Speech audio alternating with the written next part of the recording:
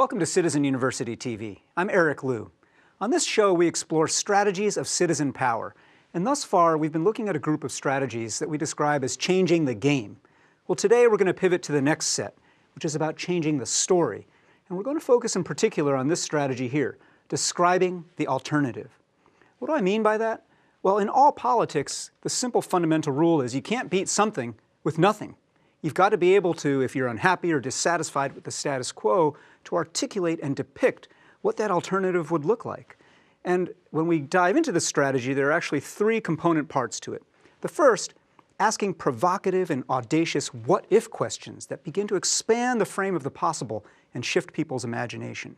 Second, describing a better way, actually articulating what that way looks like after you've awakened the imagination.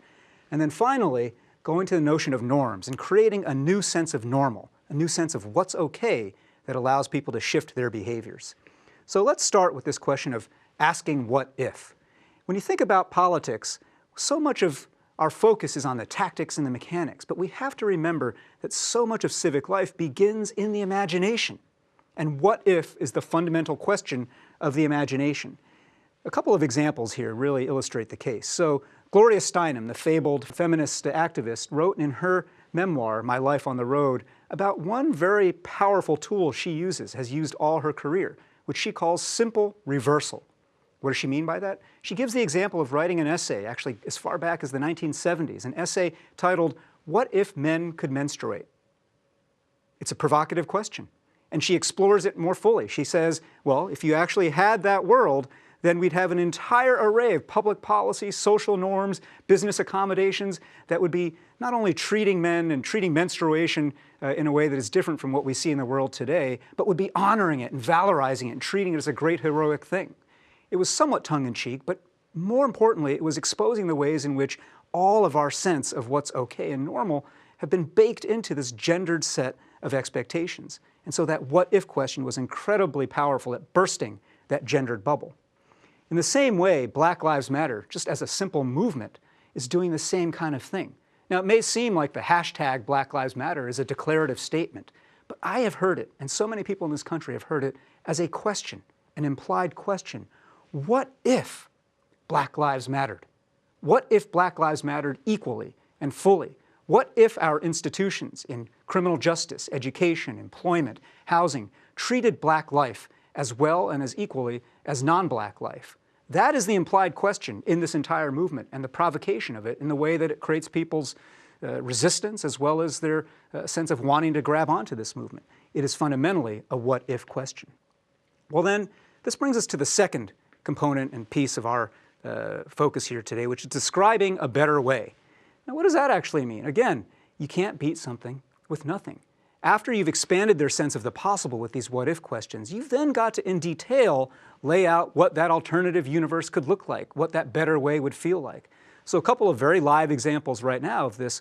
One is a growing movement here for the idea of a basic income. This is an idea that's been around in public policy circles for decades, the idea that every citizen should be granted some basic minimum amount of income that allows them to have economic security. It's an idea that actually, though it sounds kind of liberal, began on the right as a substitute for our vast, complicated welfare system and saying, let's just give every person a cash grant. That idea has bubbled around both here in the United States and around the world. Recently, Switzerland actually voted on the idea in a referendum. And though the idea lost in Switzerland, it was put on the map by that referendum. And now, here in the United States, an interesting cross-ideological movement of people, social justice liberals, limited government conservatives, other folks are starting to explore the potential of this idea of a universal basic income. That is a way of saying not only that it's unfair how much inequality there is right now, and that it's hard to make a living on today's wages, but it's actually saying here is a better way if everybody had this basic income. Now, in a different notion here, this image here actually is an image taken from an organization called Encore.org. And what Encore.org does is actually, in a different issue, describe a better way. And what they're talking about here is the thing that is actually upon us right now, the aging of the baby boom, and the entering of this vast generation into what used to be called retirement. But of course, as we know with baby boomers in this phase of life, as in pretty much every phase of life, they're beginning to redefine notions and expectations. And this idea of retirement, which in our minds and imaginations has always been about going off to golf courses and sitting around and doing a whole lot of nothing and kicking back, this generation is beginning to define not so much in a leisure-oriented way, but in a service and a contribution-oriented way. And Mark Friedman, the founder of Encore.org, has popularized this idea that this should be a second act of life, an encore act of life, that is focused on the greater good, the social good, and the civic good. And so Encore has been saying it's not enough to simply say there's kind of an emptiness or a hollowness to our current notions of retirement that are so materialistic, much less in the wake of the Great Recession when so many people haven't been able to live that kind of golden years dream. What Mark Friedman and Encore.org have been saying is there's a better way. Spend this chapter of life when you've harvested and harnessed all of your life experience up till now toward the greater good and civic ends, mentoring, tutoring, service of all kinds. That's what Encore.org is about. Well then, this brings us to the third and final piece of this idea of our strategy today, and that is creating a new normal. I love that little graphic we just had there, because the little dropping of hats there is one simple example of how, there was a time in this country's life where it was just normal that everybody wore hats, and then it wasn't so normal. Maybe it'll come back again. But the thing is that this notion of what's okay and normal is not fixed or God-given. This is a thing that we as citizens set off and shift in contagions of behavior. And so a few different examples of this that are live right now in our civic life. One here, you can see from this image here, is a movement that's going on all around the country here that gun rights activists call open carry. And as it sounds like, it's a movement basically to get legislatures to agree that it's okay to openly carry your firearms in public places, all kinds of spaces. That's, however, not just a matter of legislation, it's a matter of trying to shift norms. The idea that people should become get used to the idea of just folks walking down the street with long firearms slung over their shoulder. There's an image that's gone around the internet of a guy carrying an AK-47 while he's shopping for milk at Kroger's. And folks who are on the gun rights side are trying to normalize this idea. To a lot of people, that image seems kind of shocking, a little bit dangerous, a little bit bizarre. But those activists are trying to normalize it in a way that gets us used to the notion that, well, the Second Amendment allows us to openly carry firearms. On the other end of the political spectrum is a movement that actually began here in Seattle.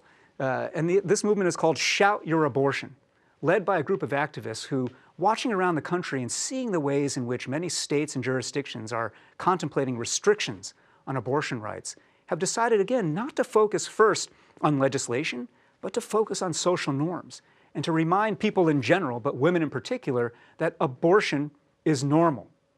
And the way they're doing that is actually just saying, shout your abortion, tell your story, make this a normal, okay thing, that there's no shame in having had an abortion or having needed an abortion.